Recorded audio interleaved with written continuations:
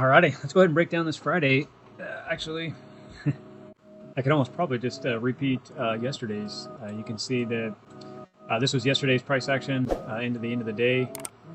Really just kind of went up and down a little bit and then traded. You can see the same thing really happened here. Nothing fancy for the Friday either. Still just kind of sitting on the hands, if you will, and looking for opportunity here in the market. So we did kind of start to break down here, started to break out.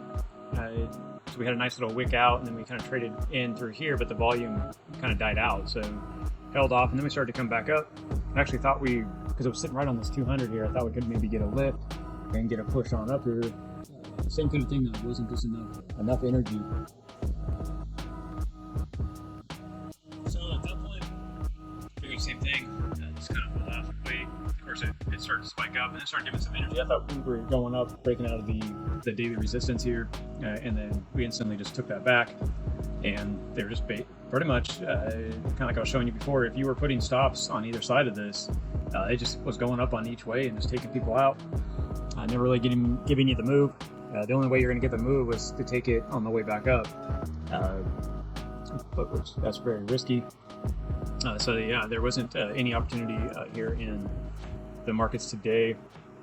This was the 30-minute range in the morning here as well that we just kind of stayed in, and overall we really had a high today of 107,645, really with a low today of 106,313. So yeah, not a lot of movement in the chart. So the system, what we're looking for is the breakout of this area with volume, and then we can go in for the back test on the 5-minute, and then we can go. So we'll just go ahead and keep watching it.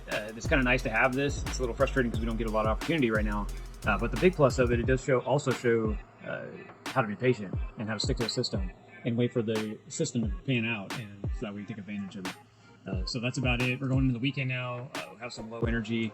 We'll have to kind of see how it goes. There is a bigger flag that is forming here. It's kind of been forming throughout the day already, and you can see that's more or less what I have drawn on here, and we're looking for it to possibly break out. I know for myself, I'm not really going to look at taking this just because we're on the low energy. A lot of like right here, this MACD right now is still bearish. The moving averages are still set on the bearish. Now the stochages down here are bottomed out, which is a good start. The 30 did cross over the 50 here. We got back above the 200 during the sideways and the 21, but the 21 is now kind of fighting with the top side of price action, which means we could break down. So it's just not 100%. It kind of just really means that it's sideways, and that's kind of what we've been watching. So we'll kind of just sit back and let the weekend kind of go through. It's the end of the month.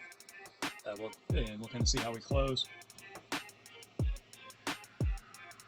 and open on possibly Monday. If there is anything, all we're really looking for is again that breakout for those key levels. And if that does happen, then yeah, an opportunity to take advantage of it. The weekend may present itself an opportunity. We'll just have to kind of watch.